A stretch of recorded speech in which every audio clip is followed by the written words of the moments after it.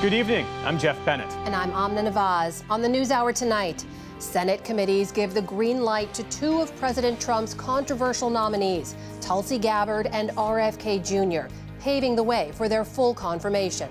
Israeli Prime Minister Benjamin Netanyahu visits the White House to discuss the tenuous ceasefire in Gaza.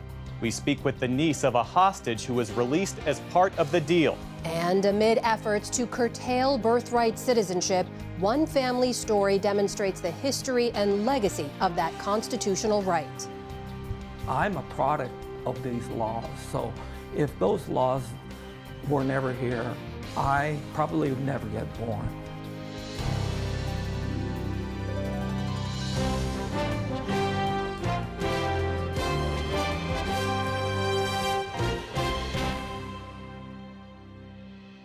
Major funding for the PBS NewsHour has been provided by Cunard is a proud supporter of public television.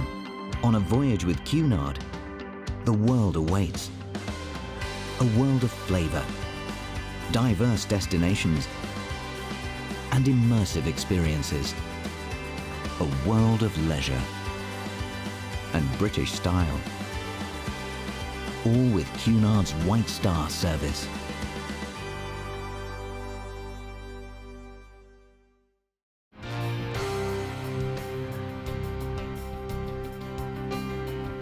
the ongoing support of these individuals and institutions, and friends of the NewsHour, including Kathy and Paul Anderson, and Camilla and George Smith.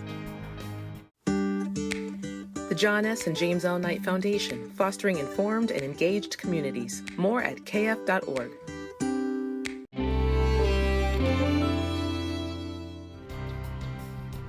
And with the ongoing support of these individuals and institutions.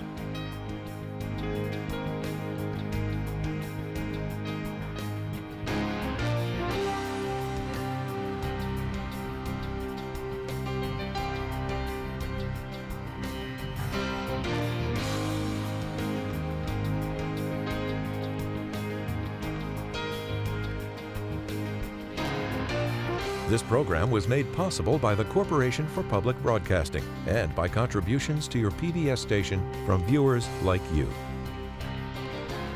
Thank you.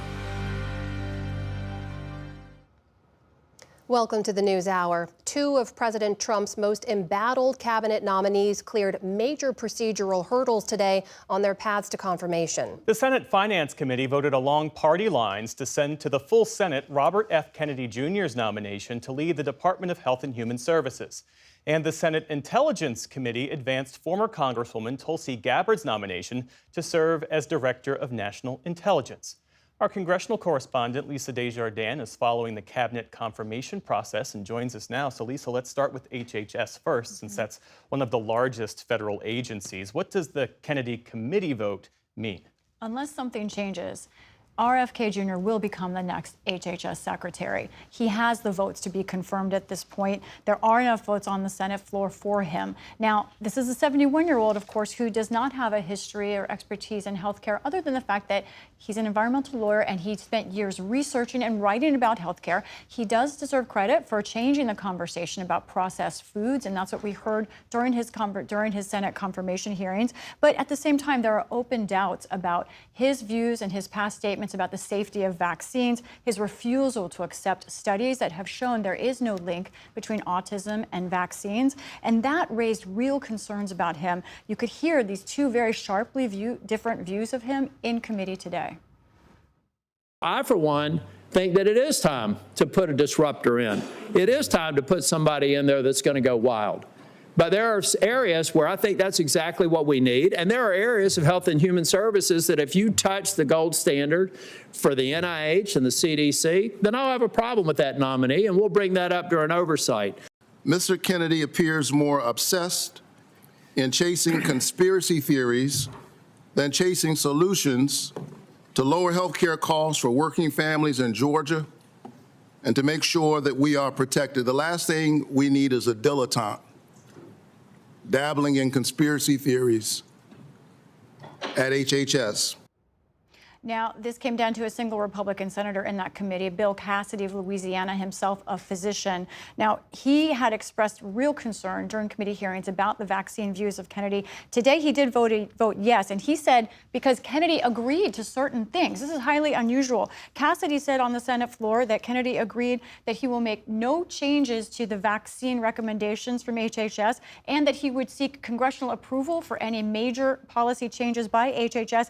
And get this, that Kennedy and Cassidy would meet regularly multiple times a month.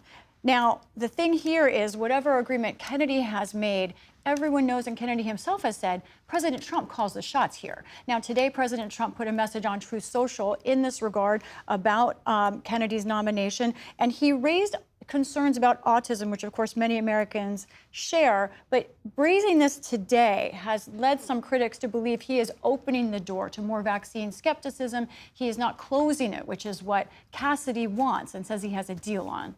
Let's talk about Tulsi Gabbard, who has faced some criticism from Republicans in the past. It appears no longer with the Senate Intelligence Committee advancing her nomination. What does that suggest? Right. Frankly, she also is on the path to confirmation, which is quite a turnaround from last week when it was moving the other way.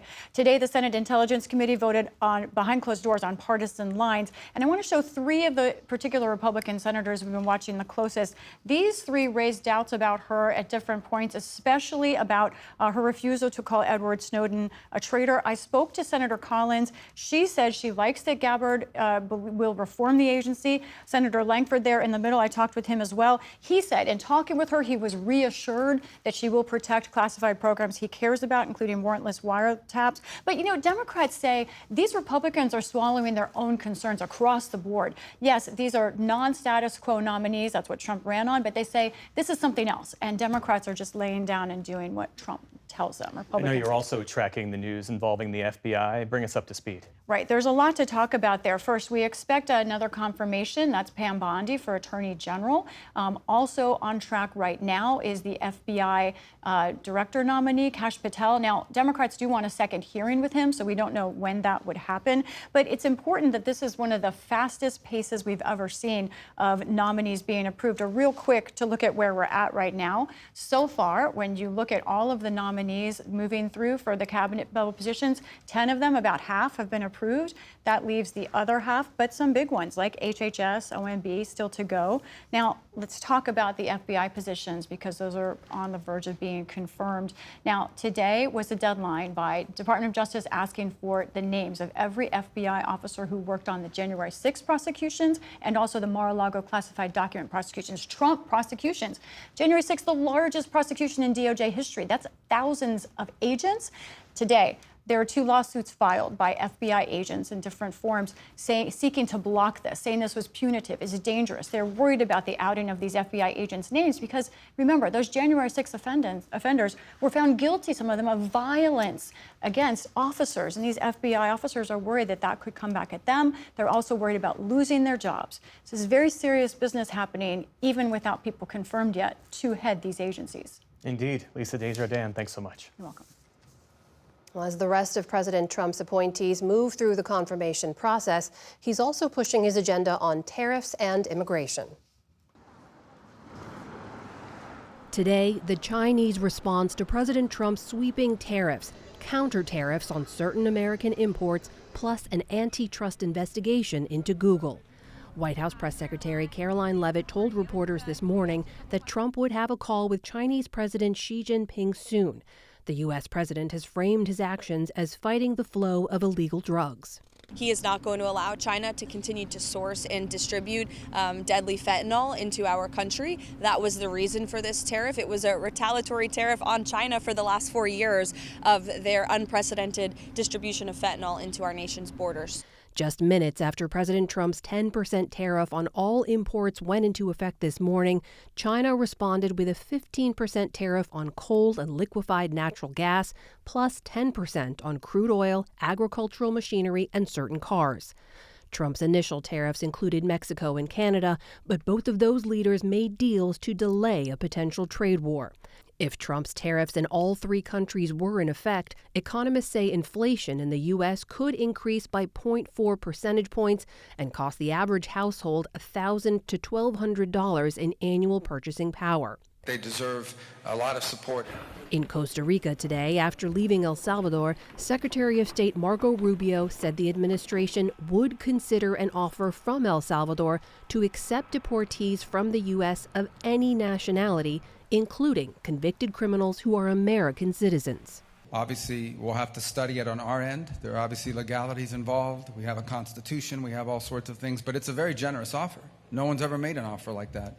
El Salvador's President Nayib Bukele confirmed the deal online, saying the U.S. would pay a fee and calling it an opportunity for America to, quote, outsource part of its prison system. Legally, the U.S. government cannot deport American citizens. It's not clear how this exchange would work or hold up to legal challenges. Bukele, using emergency powers, has led a brutal crackdown on criminal gangs in El Salvador, building one of the largest prisons in Latin America to house many of the 80,000 people swept up in arrests. The U.S. State Department has described the overcrowded prisons there as harsh and dangerous. In the Oval Office today, President Trump said he would send Americans to prisons abroad in a heartbeat if he can do it legally. We could get these animals out of our country and put them in a different country under the supervision of somebody that made a relatively small fee to maintain these people. Because you know what? These are criminals. You call them hardened criminals. We don't want these people in our country either.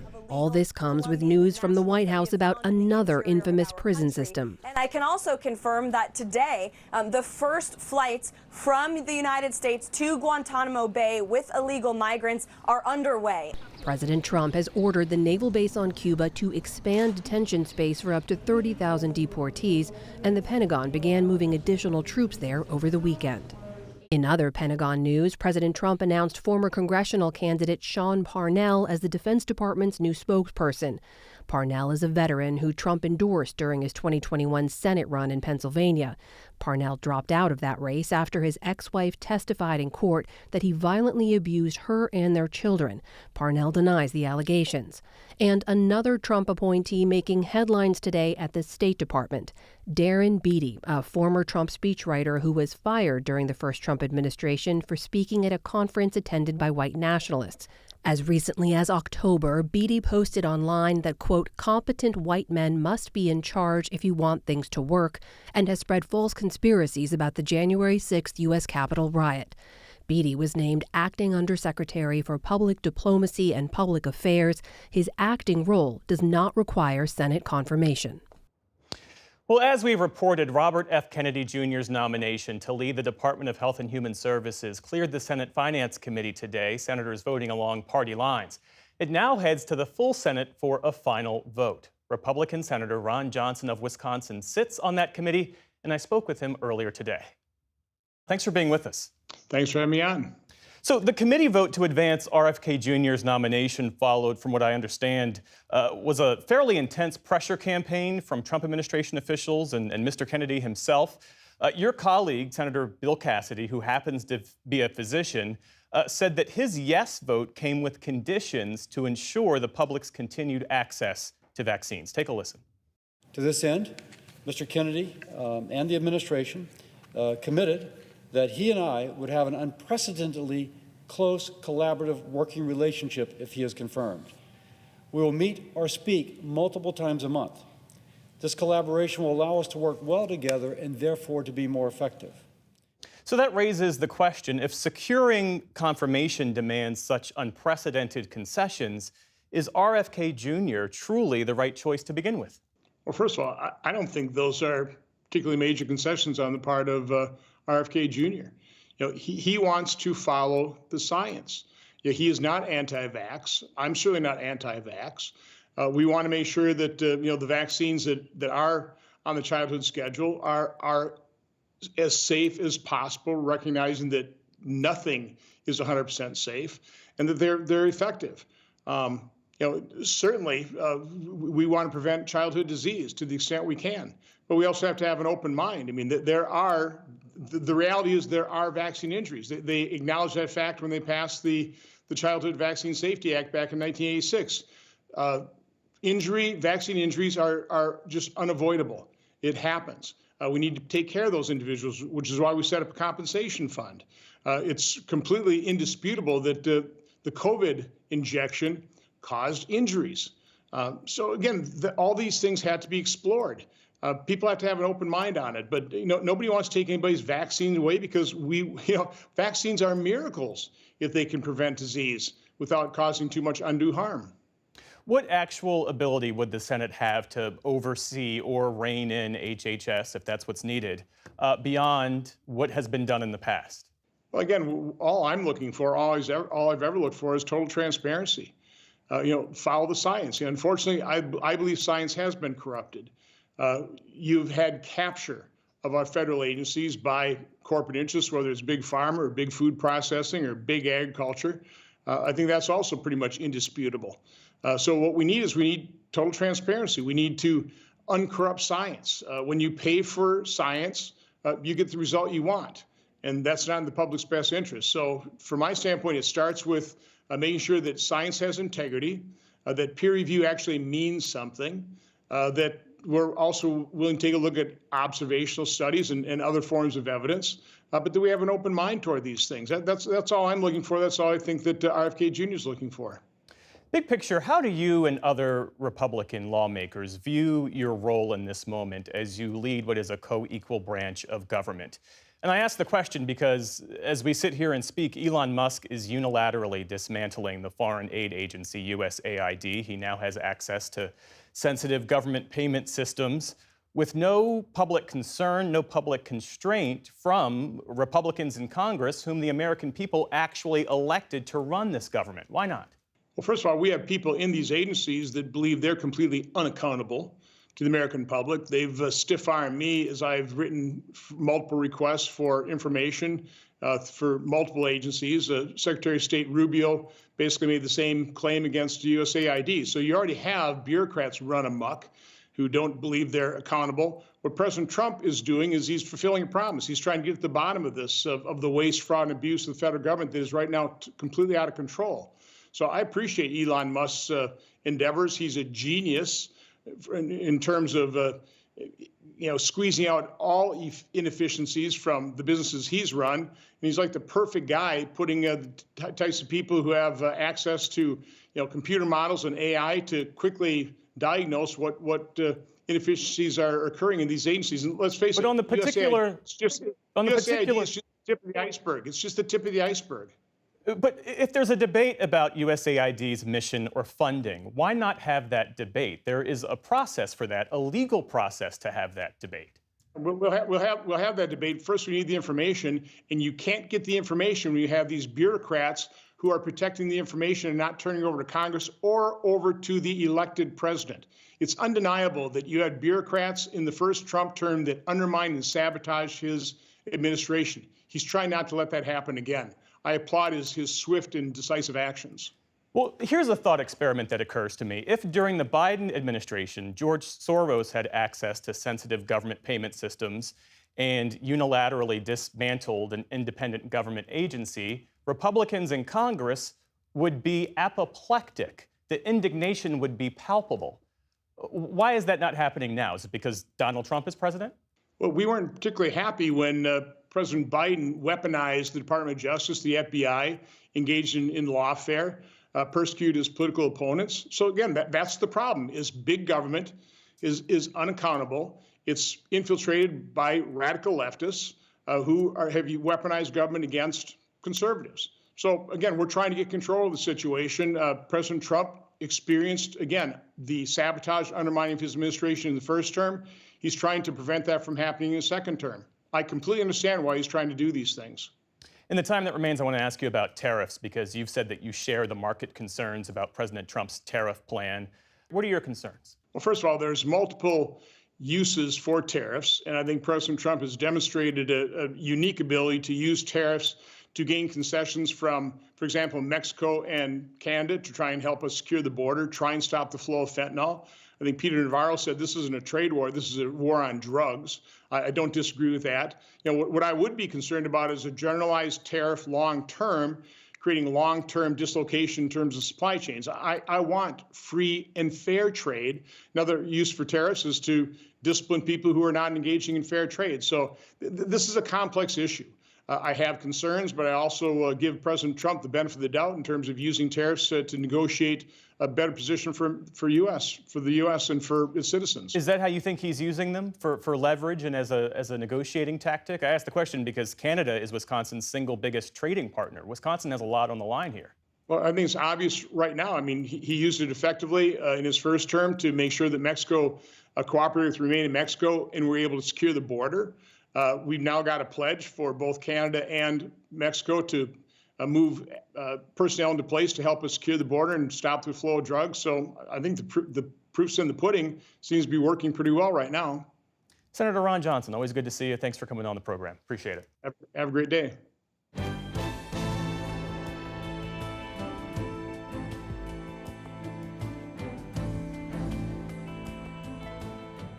We start the day's other headlines with a rare mass shooting in Sweden that killed about 10 people. A gunman opened fire today at an education center for adults in the city of Örebro, which is about 125 miles west of Stockholm. It prompted a massive emergency response.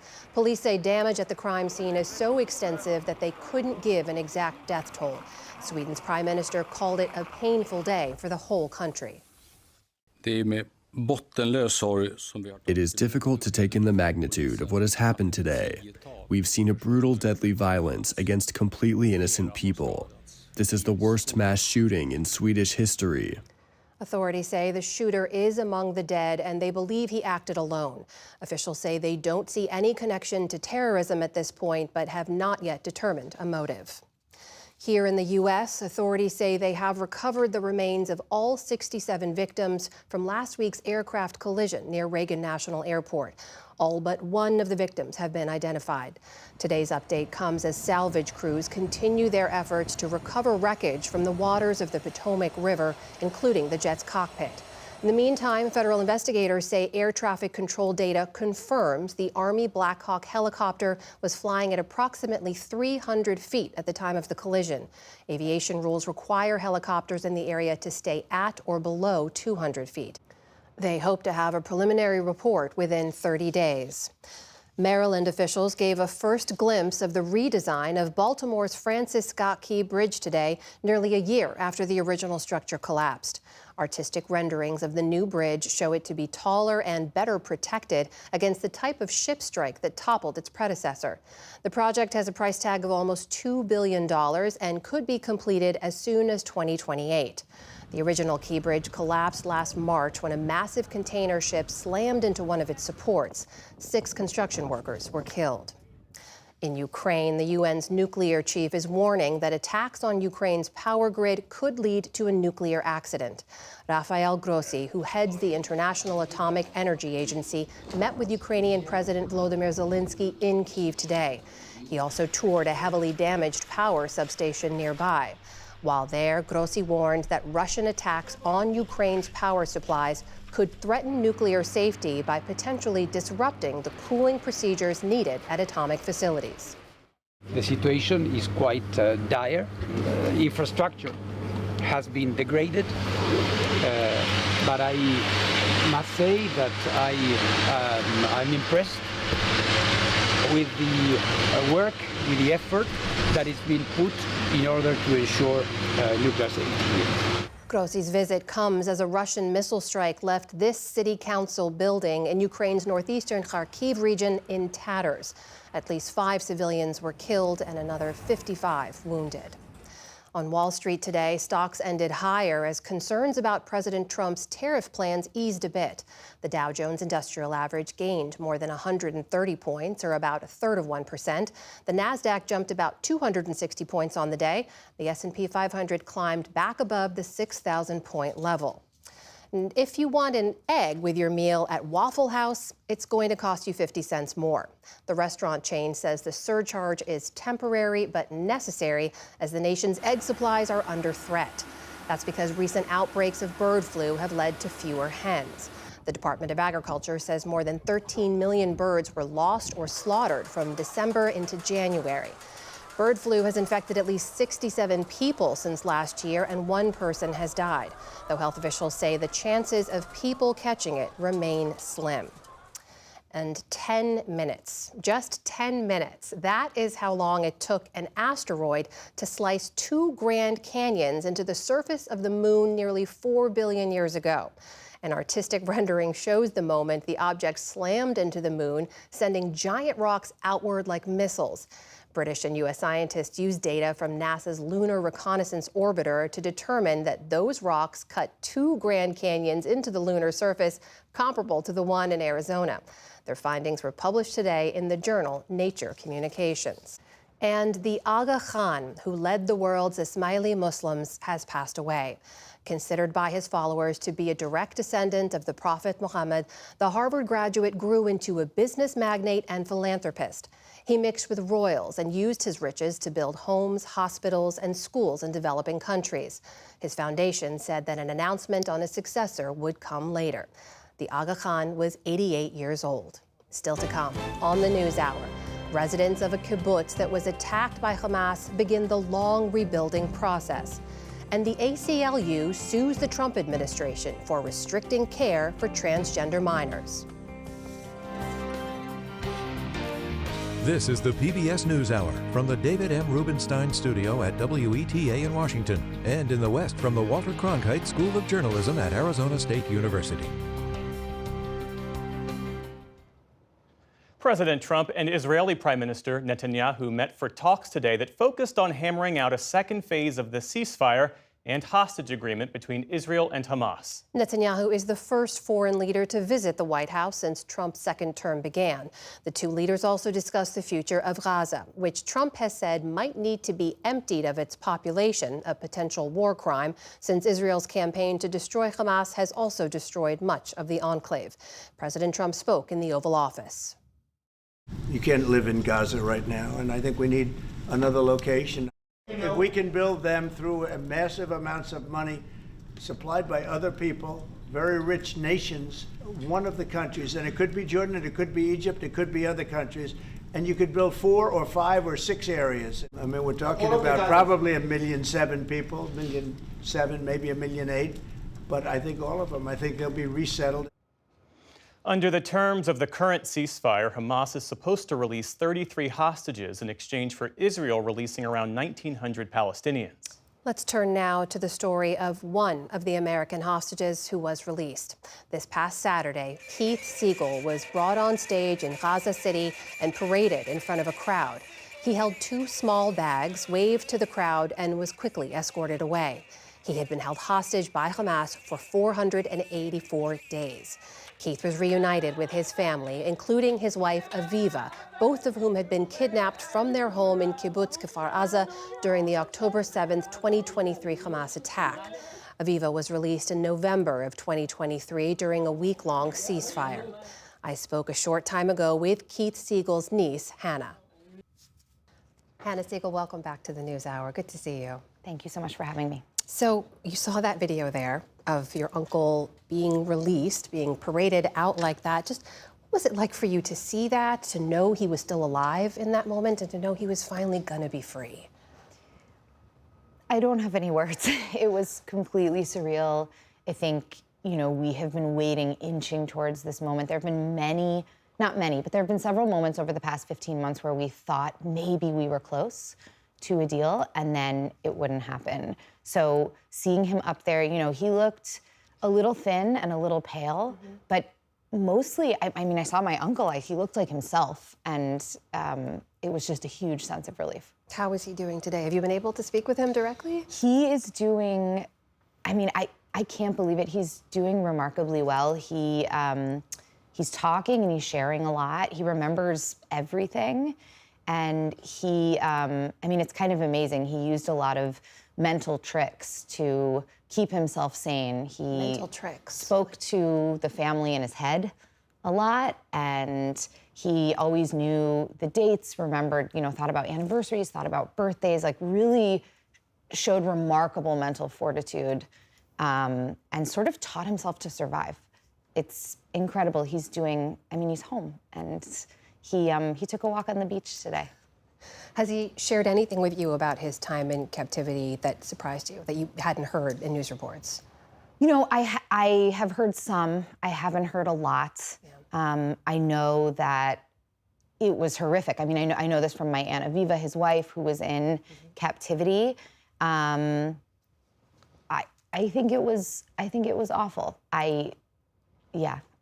It's very dark. We know, of course, Israeli Prime Minister Benjamin Netanyahu is here in Washington as we speak. And previously when we've spoken, you have mentioned, your aunt has also said to me when we spoke, you expressed some doubt that he was incentivized fully to stop the war in Gaza, to have a ceasefire and bring the hostages home. Do you believe that your uncle could have been freed sooner than he was, 484 days, or was it always going to take this long? Yeah, I mean, I'm obviously not privy to all of the ins and outs, but I know that this deal was available a long time ago. And I do think that Prime Minister Netanyahu was an impediment to getting him home sooner. As ecstatic as we are that he's here, it took a really long time, and there are a lot of people still being held. I worry that Prime Minister Netanyahu's incentives and the way that he's thinking about this haven't changed. There have been reports in Israeli media that he is thinking about changing up the leadership of Shin Bet and Mossad, other entities in the Israeli government that are essential to negotiations, doing that in the middle of the deal, in the middle as things are moving forward, hopefully towards peace, could endanger that, could jeopardize that peace. And so, yeah, I'm very worried, and I'm counting on the Trump team to push him on this, and I think they will. Your uncle was also released into really a sea of Hamas fighters when they paraded him out in that way. It says in many ways that Hamas still has a presence, a very strong one there, could still be a threat. Do you think that's a reason for Israel to continue to prosecute a war there? I think what we've seen over the past 15 months is there's only one path forward, and that's through diplomacy and political agreement. First of all of the hostages need to come home. There has been so much endless and unjustifiable violence in the last year and a half. And I know I speak for the other families of hostages and hostage survivors when I say that we don't condone any of that. We need everybody home. We need a ceasefire. We need a path forward to peace in the region. Diplomacy is the only way. Your uncle and aunt, of course, called that border region with Gaza home for those many, many years. Will they go back, do you believe? And what do you think they want to see? What do you want to see in the community across the border from them in Gaza? Yeah, I mean, it's a good question. Kibbutz Kfar Aza, their home for so many years. I mean, I grew up visiting Kfar Aza, is decimated right now. And so will they ever be able to go back? Will that community be able to rebuild? I don't know the answer to that. Not right now. They're with their children in the north. I think, my family in Israel has long been involved in peace activism, facilitating dialogue between Palestinians and Israelis, working towards peace in the region. That's what we've always wanted. That's what so many people around the world, that's what we've seen these past months, want. And so we think that this ceasefire deal is the first step towards that, but it has to continue. Your uncle is now free. Your aunt has been free. I know you haven't had a chance to see them, but you're planning to soon. Yes. They have a long road ahead, obviously, but what do you hope to tell them and say to them when you finally get to see them? I mean, I want to give them the biggest hugs. I want to tell them and I want to thank the people who got us here. Like I said, the Biden team and the Trump team, but also NGOs who work on behalf of families. There's one called Global Reach, Mickey Bergman, Eric Lebson, and Stacia George. Keith would not be home without them. The Qataris, actually Aviva, bought a journal and had world leaders and people working on his release and supporting his release all over the world write notes to him throughout the last year so that he could see how the world was rooting for him and rooting for us. Hannah Siegel, thank you so much for being here, for sharing the stories of Keith and his wife Aviva, both of whom are now free. We're so glad to hear it. Nice to see you. Nice to see you. There are many kibbutz communities that border Gaza, and many of them were attacked on October 7th by Hamas. But one with among the highest death tolls and perhaps the greatest destruction was Nir Oz. Now, as some of its members were released just this past weekend after nearly 18 months in captivity, the community there is facing an existential question: how to rebuild and how to be reborn. Producer Carl Bostic in Israel and Nick Schifrin have this report. It must be torn down, some residents say, to rise up again. Kibbutz Nir Oz is taking the first steps to regain what was lost, removing ruins to heal the hurt. We want to come back to Nir Oz, and we feel that you cannot start a life while living next to a cemetery, you know? Ola Metzger has lived in Nir Oz for 30 years and raised her kids here. She says to give Nir Oz new life, it must be reborn. Something more beautiful needs to come. Raised from the ashes. Needs to start from scratch. I think it will be more healthier for people who come back and who decide to build their lives here again. On October the 7th, a tide of terror tore life here apart. No Israeli community paid a heavier price. Of 400 residents, more than 40 killed, and 76 kidnapped to Gaza, including Ola Metzger's father and mother-in-law, Yoram and Tami. She was released in 2023. He died in captivity. The shadow will stay in our lives forever, I think. I don't need any ruined house to remind me of that. I think my father-in-law would want that, to see this place flourishing, you know, and full of families again. I want to remember the life that was here before, and I want to celebrate that life. And it's very hard to talk about it right now because we still have hostages in Gaza. Nir Oz hostages are now part of each release, just a mile and a half from the kibbutz. Last Thursday, Gadi Moses, with the white hair, endured chaos and crowds to reach the International Committee of the Red Cross and his family after 482 days. On Saturday, Hamas released Nir Oz residents Ofer Calderon and Yarden Bibas, but without his wife Shiri and their 2 children, Ariel and Kafir, kidnapped at just 9 months old, the youngest hostage who spent the majority of his life in captivity.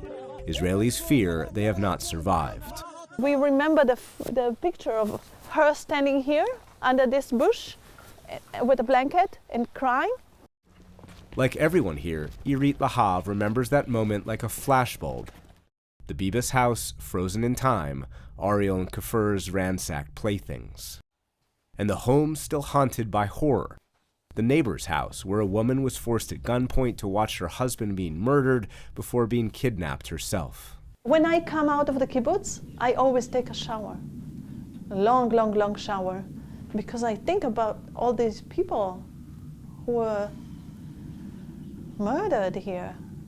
And all the pain and sadness that was taking place here. I remember the fear I had here. But she's on the other side of this community's debate. She wants to preserve the damage so the world cannot doubt or deny. I think some of the houses should be kept as they are, burned, because this is a very strong evidence. Nobody would be able to say that this has not happened. And what I'm worried is that if we demolish these buildings and people will say, really? It didn't really happen. You're exaggerating. No, the houses didn't burn down completely. The community has yet to decide what to do with the houses that did burn, to the studs, with everything inside. This was once a piano. Today, it's mangled strings, its rusted frame, once played by Oded Lifshitz. He was a gifted player, here performing a song that asks, will our house not be destroyed? Will our love survive? He married Yocheved more than 60 years ago. They were abducted to Gaza together. He remains there, feared dead. She was released in November 2023 and attended the Nir Oz rebuilding ceremony with their son Ishar. I want him to return. I hope that he returns and that everyone comes back and that he comes back healthy. And if he's not, we'll take care of him. The Lifshitz were among Nir Oz's first residents. Back then, the story of Nir Oz was the story of Israel. In the mid-1950s, they considered themselves pioneers, hoping to transform uninhabited land near the Gaza Strip into an oasis and communal farm. We planted around 20,000 trees in the desert. Ron Paca is a landscape architect who helped create Nir Oz. He and the other residents held a ceremony to mark the demolition that will begin reconstruction. They know that once again, Nir Oz is the story of Israel, this time as a community whose country failed to protect them and must decide how to move on from October the 7th. I say it's sad that we have to destroy the old houses, but it's a happy day that we beginning the renewing of the kibbutz. I think it will be better than it was. Really? Yes. Why? We have enough courage to rebuild it. It's really, really, really emotional and really mixed all together. What can we do? I don't want to, be hating forever. Hatred and hurt, but also hope to create a new future. For the PBS NewsHour, I'm Nick Schifrin.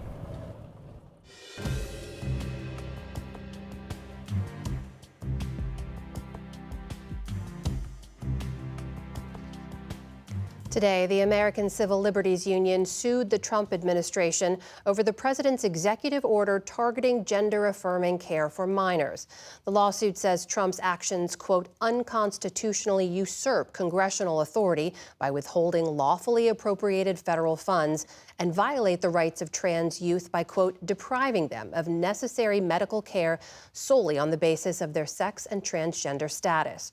Our White House correspondent Laura Barone-Lopez has been covering this and joins us now. So, Laura, just lay out the scope for us of the president's executive order and what's happened since it was signed. Last week, President Trump signed an executive order targeting gender-affirming care for minors, and that action states that the federal government will not fund, sponsor, promote, assist, or support the so-called transition of a child from one sex to another. And we should note that that order defines child as anyone under the age of 19, which includes legal adults in many states. The order also threatens to withhold federal funding from hospitals or institutions that may also happen to provide gender-affirming care. And that's led some providers, even in states that protect this kind of care, to suspend it.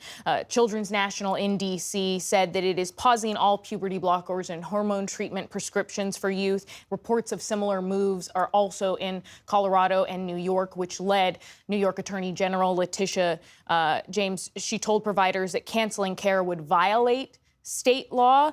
We should note, Amna, that gender-affirming care is endorsed by the majority of major U.S. medical associations, including the American Academy of Pediatrics. I know you've been talking to a family in Texas who says they're feeling an immediate impact. What are they telling you?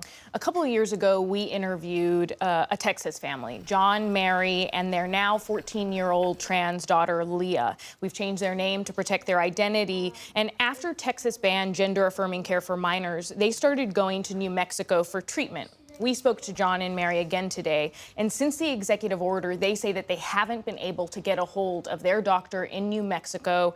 They were actually planning to try to move to Colorado, one of the states that supports and provides gender-affirming care for minors, but Leah had her bags packed and was ready to go, but now they say that the signals from Colorado are murky, and it's unclear if they're going to continue to provide treatments. And here's John. It was definitely going to be just a safer move, and to be in a place where our daily lives just felt safe and accepted was worth the effort to do that move. But now with these executive orders, he's already talked about going after sanctuary states if they don't comply with his orders. So we're kind of now in this weird floating place where, yeah, we want to get out of here, but can we really go anywhere where we're going to be safe? Leah's parents told us that she has enough medication, that's puberty blockers and hormone treatment, to last until about June, but they don't know what may happen after that, Amna. So, Laura, back it up here. What is the White House argument for this executive order, and what is the ACLU saying their legal argument is to challenge it here? The White House claims that this is about protecting children, and they've increasingly described gender-affirming care in graphic and sometimes disdainful terms, calling it, quote, chemical castration and, quote, mutilation. And it's important to fact-check that treatments like puberty blockers are commonly used and are reversible, and gender-affirming care for minors is rare. All gender-affirming care treatments are part of extensive evaluations between doctors and families. But the White House's main argument here is that with this action and other sweeping actions that they've taken so far, they say that the president has the authority to stop funding from going to anything that they believe is against or the opposite of the president's ideological agenda. Now, we spoke to Chase Strangio, who's an attorney at ACLU, who argues the opposite. President Trump simply does not have the authority to attempt to cut off federal funding for institutions that provide medical care for transgender adolescents, and that he is directing his federal agencies to violate federal law that in fact protects the provision of this care. We're also arguing that these attempts to restrict care violate the individual constitutional rights of transgender adolescents and their parents. Now, Chase said that their argument also is saying that the transgender people are protected under the Equal Protection Rights Clause against discrimination based on sex. And this is also about due process rights of parents. And I should note, Amna, that I accidentally said that gender-affirming care for minors is rare. It's gender-affirming care surgery for minors is incredibly rare. Thank you for that important clarification. But a broader look here now. When you look at the rights of transgender people, where does this move from the Trump administration fit into any broader pattern that we've seen? Trump's actions have been very sweeping when it comes to trying to dismantle some transgender rights. That includes instructing the government to acknowledge only two genders, moving trans women to men's prisons, directing the DOD to reinstitute the trans military ban, and stopping social transitioning in schools. And tomorrow we are expecting that the president will sign another executive action that would ban trans athletes from playing on girls' and women's school sports teams. Amna. Laura Barón-López, thank you. Thank you.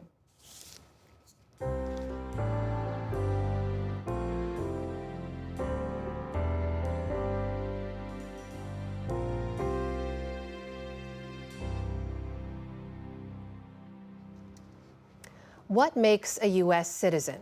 An executive order signed by President Trump aims to end a 127-year-old precedent clarifying universal birthright citizenship. Instead, the president is aiming to fulfill a campaign promise to limit citizenship at birth to people with at least one parent who is a permanent resident or U.S. citizen. That order is on hold until a court hearing on Thursday. Stephanie Tsai reports now on how the history and the legacy of birthright citizenship. How's anyone? Over pork buns and tea, the Wong family welcomed the Lunar New Year with what they see as unwelcome news. I won't say it wasn't a surprise, but, it happened so quickly. That's frightening, actually. Birthright. That's a big one. President Trump's attack on birthright citizenship hits home for Norman Wong and his sister Sandra. I'm proud of what my great-grandfather, Wong Kim Ark, did because he stood up. It was their late relative, Wong Kim Ark, whose fight for birthright citizenship led to a pivotal 1898 Supreme Court case. The fact that case did not go Law to trial professor Amanda Frost details Wong Kim Ark's story in her book, You Are Not American. He was born in the United States, and the government, they argued that he was not, in fact, a citizen of the United States. Wong Kim Ark was born in San Francisco's Chinatown in the early 1870s. His parents were merchants who were living in the country legally. As a result of the 14th Amendment to the Constitution, ratified just a few years earlier, he was by virtue of birth an American citizen. The first sentence of the 14th Amendment provides that all persons born or naturalized in the United States and subject to the jurisdiction thereof are citizens of the United States. And that clause very simply was intended to ensure that everyone born on U.S. soil is a citizen, with minor exceptions The primary goal of the amendment was to overrule the Supreme Court's infamous Dred Scott decision, which held that no Black person, free or enslaved, could be a citizen of the United States. The Reconstruction, Congress and the nation, post-Civil War, post-slavery, said, no, we need to end that. We need to integrate the Black residents of our country fully into our country as equal members. And Frost says it deliberately applied to the children of immigrants born on American soil. This was also explicitly discussed. The Reconstruction Congress and the nation knew that birthright citizenship would apply equally to the children of all immigrants. By the late 1800s, Chinese immigrants were vilified, in part due to an economic downturn and rising unemployment among white Americans. Anti-Chinese sentiment was enshrined by the federal government in the Chinese Exclusion Act. In August 1895, government officials sought to take this a step further. They were looking for a test case to challenge birthright citizenship. They specifically and very clearly wanted to challenge it for the children of Chinese immigrants, and they chose Wong Kim Ark. Then a cook working in San Francisco, Wong was prevented from re-entering the country after a visit to China. He had proper papers. They just didn't want him in. The government denied he was a citizen by birth, at least in part because of his race, language, color, and dress. With support from Chinese community groups, Wong appealed to the Supreme Court. By himself, he couldn't have done it. The fact that there were other people that stood up alongside with them made a difference. In 1898, the court decided 6-2 in his favor in a landmark judgment. The text of the 14th Amendment speaks in universal terms and does not make any distinction based on race. It says all persons born are citizens. It's why the Supreme Court upheld that provision for Wong Kim Ark. Even if they didn't believe in the sentiment, they couldn't deny the scope of the text. Today, Wong Kim Ark is seen as an Asian American pioneer. The court's decision paved the way for generations of children to become citizens. I'm a product of these laws, so if those laws were never here, I probably would never get born. It's amazing that they caught them. This is Mom, Kimiko Takeuchi. For the Wongs, President Trump's executive order also brings back much more recent family history on their mother's side. The beginning of America's war with Japan opened very badly for America's Navy. In the aftermath of the Pearl Harbor attack, an executive order by President Roosevelt authorized the incarceration of more than 70,000 Japanese Americans. That included the Wong's mother, who was only 16 years old at the time, pictured here with her family waiting for a bus to take them to a detention facility. Decades later, the government would apologize and offer survivors reparations. No payment can make up for those lost years. For here we admit a wrong. Here we reaffirm our commitment as a nation to equal justice under the law. With a family story rooted in challenges to citizenship, Norman Wong worries that this struggle will carry on to the next generation. His granddaughter is half Asian American, half Mexican American. I really think that this effort, latest effort, it's actually directed against the people of Latin America and Mexico. America should actually look out for the interests of our citizens first. And that means if you're here permanently and lawfully, your kid becomes an American citizen. If you're not here permanently, if you're not subject to the jurisdiction of the United States and don't plan to be, why would we make those people's children American citizens permanently? Whether children born to undocumented or temporary immigrants are subject to the jurisdiction of the U.S. is the crux of the Trump administration's argument. But that clause of the 14th Amendment has only ever been applied to exclude two groups, says Professor Amanda Frost. The children of foreign diplomats, and until a federal law in 1924, children born into Native American tribes. So that phrase clearly does exclude those very unusual, narrow groups of people. Undocumented immigrants are fully subject to U.S. jurisdiction. All of the laws and policies of the U.S. apply to them. If they violate a traffic law, they're fined or jailed just like the rest of us. The Supreme Court rejected that argument in 1898, and I still don't see its logic today. Besides, Frost says birthright citizenship is a fundamental American value that makes the country stronger. The United States is unusual in our ability to integrate new immigrants and the children of immigrants. Other countries don't do that nearly as well as we do. Children of immigrants thrive in America, and I think they're one of the reasons that America is an economic superpower. And a military one. At the same time that Norman Wong's mother was in a Japanese internment camp, his father, whose right to citizenship had been guaranteed by Wong Kim Ark's legal victory, was serving the U.S. Navy in World War II. What is the experience of your family, your great-grandfather, your mother? What has it taught you about the American experience? I say if you're here, we're all Americans. It should be a dream, not a nightmare. I think we're turning this country into one side gets to dream, the other side gets just fear. The American experience is what we create, and that creation wasn't fixed in stone. The bedrock has been shaken before, and the fight over what it means to be American is not over.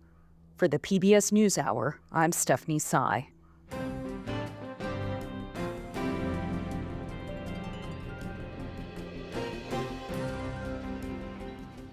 And that is the NewsHour for tonight. I'm Jeff Bennett. And I'm Amna Nawaz. On behalf of the entire NewsHour team, thank you for joining us.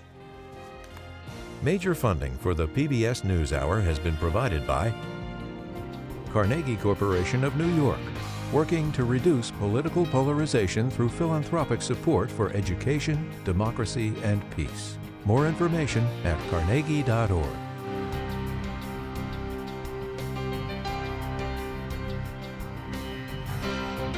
And with the ongoing support of these institutions.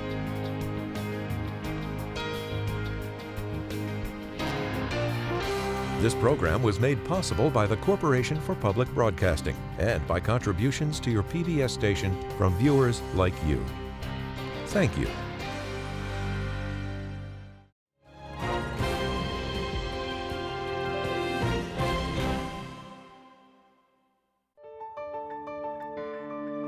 You're watching PBS.